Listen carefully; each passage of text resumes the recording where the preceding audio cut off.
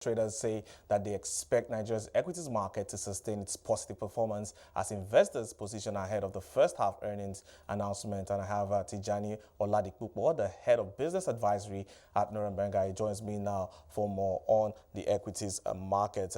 Thank you so much for your time today on the show. But let's first start with what you're expecting from the investors as they position for the half-year earnings. All right, as we position for the half-year earnings, we expect that investors will begin to take position as we expect the Q2 earnings of these listed companies. As we can see, which is what played out last week, 4 out of the 5 days last week, the market gained consistently in response to, in awaiting the Q2 results, which the overall expectation is generally positive. Okay, but would you say it's a time to look at the bellwethers with strong fundamentals?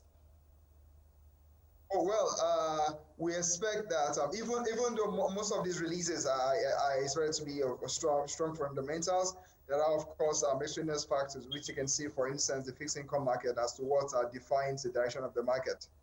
All right, but looking at the third quarter now, I'd like to get what your expectation of the market is. Concerning the third quarter expectations are high, positive. We expect across the sectors to declare very strong earnings as we await the results. But we're still seeing year to date that the markets are just around 4%, down about 4%. But what's your projection going into the longer part of the year, your longer term view? Oh, yes. Obviously, as is, year to date, the market has lost up to about 5.11 so far. We're expecting that this will, of course, take it its side and then reduce. So we're looking at the direction of taking 200, 300 basis points above what we've seen. But looking at the tail end of the year, do you think that we could see a replay of what we saw last year with the fixed income market?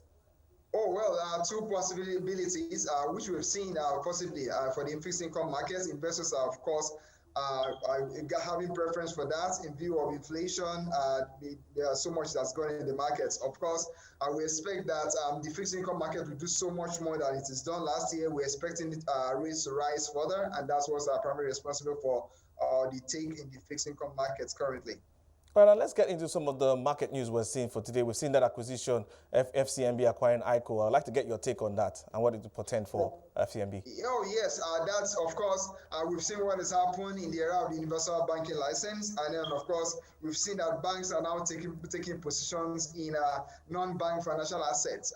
We expect more of this to come as a result of these diversification effects on their earnings. And that's one of their strategies to ensure that they can further expand their income line, and that's what we've seen playing. We also hope to see more of this happens as more of these banks gather momentum in the old core structure. All right, now, yes, talking about the strategies for banks, I was going to get into that. I want to get your thoughts on GT Bank and in the plans to transition into that holding structure. We've seen the market is positive about it. We've seen that happen in the past, although not the same, similar to what has happened under the universal banking license. Investors have also discovered that now there's going to be a further consolidation and expansion of revenue lines, which is what is hopeful, and that's why even the analysts are off on the upward potentials for banks like GT. All right, but let's get into your outlook for the telecom space. We're seeing that very interesting news coming from MTN, where they hinted the market about the possibility of getting more of the MTN Nigeria shares to local retail investors. You know, how's that playing out in the market? Well, yes, I would say positive. Investors are in one way react to the various offerings that have come from MTN. First, on one hand, on the fixed income markets, you've seen the first, second round of the CP. And then we've seen in terms of how investors have also responded to their bonds. So we also expect that there will be positive reactions to these strategies that they come under. All right, but Tijiani, for you though, what's the play for the market this week? Oh, this week we expect that, as we like I said earlier, as we expect the Q2 earnings for most of the banks, for instance, where are the major drivers, as we shall see. The expectation is these results, stocks are going to still replicate what has happened last week due to some of these factors we've mentioned, including the expectation of the Q2 earnings.